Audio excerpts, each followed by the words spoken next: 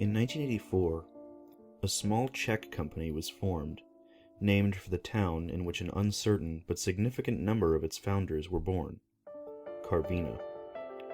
A year later, they released their first game, delivered by an amazingly complex process to Western distributors, as cross-border traffic and traveler trade was not easy at the time. Throughout its lifetime, Karviná products would be all but smuggled out of the blasted coal town that served as their corporate base, passed hand to hand, envelope to envelope, on trains, and through friendly couriers with dark glasses and lapel pins bearing the image of a red diamond, all conducted with a secrecy rarely equaled by government work.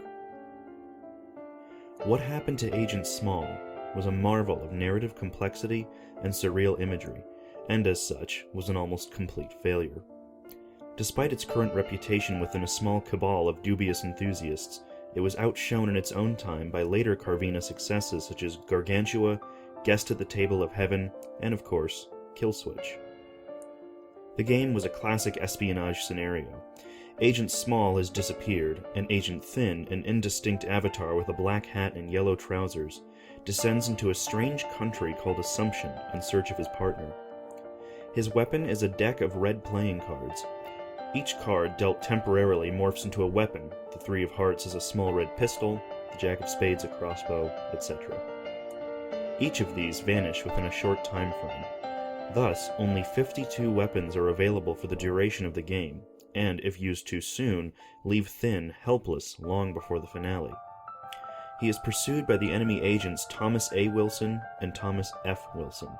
There appears to have been no translation issue. These were intentionally American names. Desperately loyal lovers, famous for having slit the president of Assumption's throat with the edge of a palm leaf taken from an office topiary. The object of the game was to acquire 3 scarlet diamonds before the Wilsons could. The jewels were necessary to a machine run by Agent Meyer, the main antagonist, who sought to create a small, earthbound sun which would obliterate the world's need for coal and destroy several cities in the process. Agent Small had been on the same mission when she disappeared. Interestingly enough, however, the diamonds are never forthcoming at the conclusion of the levels, much like the princesses in the more popular Mario franchise. Agent Thin opens chest after chest to find them empty, unlocks door after door to find cobwebs and shadows. No message of encouragement, no friendly text to urge the player on. Fully half of the game is spent in the Castle Hereupon, a complicated maze in which Agent Thin is repeatedly lost, battered, and tortured.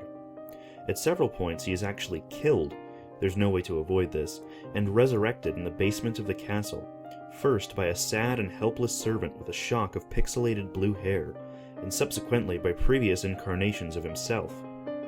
By the time he reaches Agent Meyer, even the best players are on their 3rd Thin construct. The final battle consists of a calm and ordered sniper hit, the King of Clubs becomes a rifle, on Agent Meyer while he sits at an impossibly broad desk penning his autobiography, somewhat anticlimactic in the scheme of things, and the rescue of Agent Small, who had been kept in a medicine cabinet with her face pressed to the glass. Upon releasing her, she slowly opens her mouth to reveal the 3 red diamonds embedded in her jaw in place of the 3 teeth. The game has an extraordinary amount of sexual content for its era, the Wilsons being very likely the first openly homosexual relationship in a video game narrative, and the long history of Thin and Small relayed in a series of textual cutscenes as the two leave the castle. Apparently married and divorced twice, the doomed couple walk through the castle grounds, which are littered with coal and machinery, returning to their world and their employers little better than they began. Much has been made of the fact that it is a Thin construct, and not Thin himself, who leaves the castle with his partner. No comment can be made, as Karviná in its nascent stage may or may not have prefigured its later brilliance, may or may not have distastefully presented an infinite procession of avatars, may or may not have meant anything at all by it, and to speculate on such a matter shows a diseased mind. The game, at any rate, was an utter catastrophe for the infant corporation. It is surprising that they recovered it all.